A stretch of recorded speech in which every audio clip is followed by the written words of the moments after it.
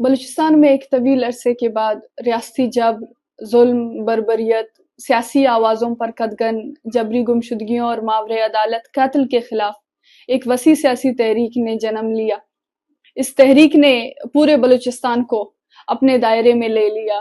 لوگ اپنے گھروں سے نکلے اور بلوچستان کے ہر کونے سے، ہر سیاسی پلیٹ فارم، ہر تنظیم اور ہر جماعت سے وابستہ مرد، عورتیں اور بچے اس تحریک کا حصہ بنے۔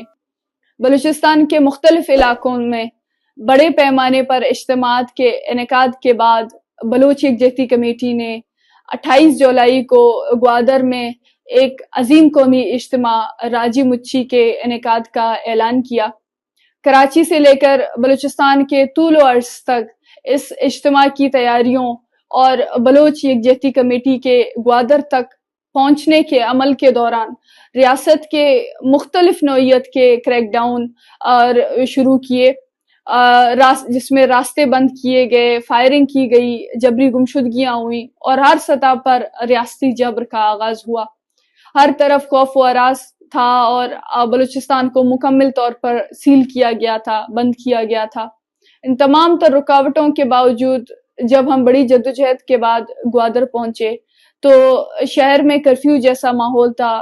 کوئٹہ، کراچی، تربت، پنجگور اور نوشکی سمیت ہر سمت سے فورسز نے سڑکیں سیل کر رکھی تھیں تاکہ ہزاروں بلکہ لاکھوں افراد جو اس قومی اجتماع میں شرکت کے لیے آ رہے ہیں انہیں کسی طریقے سے روکا جا سکے۔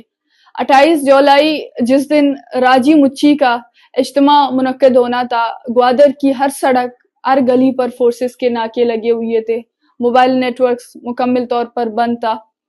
اس سب کے باوجود گوادر کی عوام اس خوف، اس ماحول میں اجتماع کی جگہ پر موجود تھے۔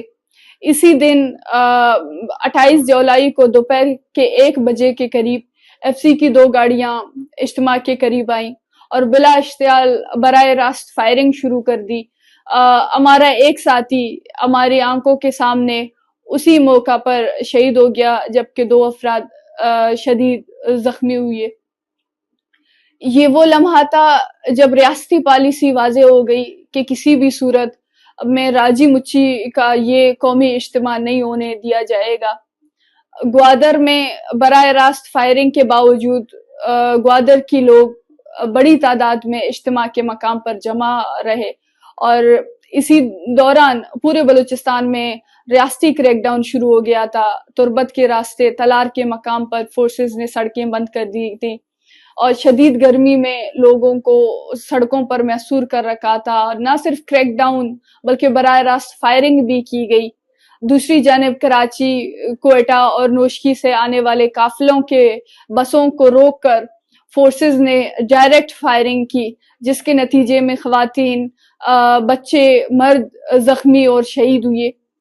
گوادر میں فورسز کے کریک ڈاؤن کے باوجود وہاں کے باہمت عوام ریاستی بربریت کے خلاف پرعزم انداز میں احتجاج پر بیٹھے رہے۔ اگلے روز تک پولیس اور فورسز نے ایک بار پھر احتجاج کے مقام پر آئیں اور وہاں پر براہ راست فائرنگ کی۔ اسی دوران خواتین اور بچوں پر فورسز کی گاڑی چڑھا دی گئی جس سے وہ شدید زخمی تک ہو گئے۔ آنسو گیس کی شیلنگ اور گولیوں سے کئی افراد زخمی ہو گئے۔ چونکہ میں خود موقع پر موجود تھی تو آنسو گیس کی شدت سے میں گر کر بے ہوش ہو گئی۔ میرے ساتھیوں نے مجھے گھسیٹتے ہوئے ایک قریبی گھر میں منتقل کیا جہاں ہوش میں آنے پر میں نے دیکھا کہ فورسز کا آپریشن بدستور جاری ہے۔ اندھادھند فائرنگ ہو رہی ہے، گاڑیوں اور موٹر سائیکلوں کو نظر آتش کیا جا رہا ہے اور ہر ممکن کوشش کی جا رہی ہے کہ ہمیں یا ہمارے ساتھیوں کو گرفتار کیا جائے۔ وہاں پر موبائل نیٹ ورک بند ہونے کے باعث ہم تمام ساتھی ایک دوسرے سے کے رابطے سے منقطع تھے۔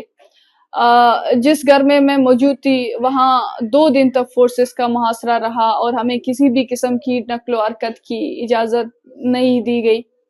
اس کے علاوہ بھی گوادر کی عوام اس کریک ڈاؤن کے بعد بھی اسی مقام پر ہمارے ساتھ دوبارہ احتجاج کے لیے بیٹھ گئے اور وہاں دن رات خوف کا ماحول تھا اور جو ڈرون کیمروں سے مسلسل نگرانی کی جا رہی تھی، گرفتاریوں، کریک ڈاؤن اور فائرنگ کے خدشے کے باوجود گوادر کی بہادر عوام ہمارے ساتھ کھڑے رہے۔ اس دوران 13 دن تک گوادر مکمل طور پر ریاستی محاصرے میں رہا۔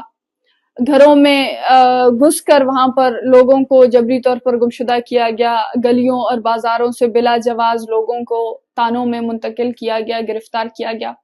سینکڑوں افراد کو غیر قانونی طور پر حراست میں لیا گیا۔ جو BYC کے کارکنوں کو پناہ دیتا تھا، اس کا گھر چھاپوں کی زد میں آتا تھا اور اسے دشمن سمجھ کر گرفتار کر لیا جاتا تھا۔ ریاست صرف لاٹھی اور بندوق سے نہیں بلکہ فریب اور نفسیاتی جنگ سے بھی عملہ آور تھا۔ انٹیلیجنس کے ایجنٹوں کو دھرنے کے مقام پر بھیجا گیا تاکہ مصنوعی طور پر اشتعال انگیز نعرے لگوائے جا سکیں اور یوں اس عوامی تحریک پر ریاستی کریک ڈاؤن کو جواز دیا جا سکے۔ ہتھیاروں سے لیس اہلکار دھرنے میں بھیجے گئے تاکہ لوگوں کو خوفزدہ کیا جا سکے، ڈرایا جا سکے۔ گوادر کو ایک قید خانے میں بدل دیا گیا تھا۔ کوئی شہر سے باہر نہیں جا سکتا تھا، نہ اندر آ سکتا تھا، نہ کھانے پینے کی اشیاء، نہ دوائیں، نہ پانی، یہاں تک کہ پینے کی پانی کی سپلائی تک بند کر دی گئی تھی۔ عوام کو دانستہ طور پر بھوک اور پیاس کے ذریعے توڑنے کی کوشش کی گئی تاکہ وہ بلوچ یکجہتی کمیٹی کی قیادت سے منہ موڑ لیں۔ دکانداروں کے کاروبار بند کر دیے گئے، روزگار کے دروازے ان کے لیے بند کر دیے گئے تاکہ ہر ممکن طریقے سے BYC کو گوادر سے نکالا جا سکے اور عوام کو اس کے مخالف کیا جا سکے۔ ہم نے 13 دنوں میں اس ریاستی بربریت کو صرف سنا یا پڑھا نہیں، ہم نے اپنی آنکھوں سے دیکھا۔ ہمارے سامنے لوگوں پر گولیاں برسائی گئیں، ہمارے ساتھیوں کو قتل کیا گیا، بلوچستان کی سرزمین کو خون سے رنگ دیا گیا، سڑکوں اور راستوں کو بند کر کے راجی مچی تک پہنچنے والے ہر قدم کو روکا گیا، لیکن بلوچ عوام بھوک، پیاس، گولیوں اور دھمکیوں کے درمیان بھی مضبوطی سے ڈٹے رہے۔ ان 13 دنوں کی اذیت، یہ ظلم، یہ ریاستی درندگی اور بربریت اور اس کے مقابل بلوچ عوام کی استقامت، حوصلہ اور قربانی کا فلسفہ وہ تاریخ رقم کر گئی جو ہمیشہ یاد رکھی جائے گی۔ راجی مچی میں 4 نہتے معصوم افراد نے اپنی زندگیاں گنوائیں، 30 سے زائد افراد ریاستی گولیوں کا نشانہ بنے، جن میں کچھ ہمیشہ کے لیے معذور ہو گئے۔ اس کربناک ماحول میں بھی پورے بلوچستان سے لوگ نکلے، کئی دن سڑکوں پر بھوکے پیاسے کھڑے رہے، لیکن کھڑے رہے۔ یہ قربانیاں ہمیں یاد دلاتی ہیں کہ ہم صرف مظلوم نہیں، ہم تاریخ کی اصل معمار ہیں۔ شہداء شہید نصیر، شہید حکمت، شہید حمدان بلوچ اور شہید اصغر بلوچ نے قربانی کی ایک نئی تعریف قائم کی۔ ان کی لازوال جدوجہد اور شہادتیں ہمیشہ زندہ رہیں گی۔ راجی مچی صرف ایک اجتماع نہیں تھا، یہ بیداری، یکجہتی اور اجتماعی شعور کا پہلا قدم تھا، لیکن یہ کافی نہیں ہے۔ اب ہمیں بھی اپنی شناخت، اپنی بقا اور ریاستی جبر کے خلاف ایک منظم اور ایک ناقابل شکست تحریک کی صورت اختیار کرنی چاہیے، اور اس کے لیے ہمیں اسی طرح کی یکجائی اور یکمشتی درکار ہے جس طرح کی یکجائی اور حوصلہ اور استقامت بلوچ عوام نے راجی مچی کے دوران دکھایا۔ ہم سب کی بقا ہماری یکجہتی میں ہے۔ آئے ہم سب مل کر اس تحریک میں ایک دوسرے کے ساتھ اسی طرح کھڑے رہیں گے۔ شکریہ۔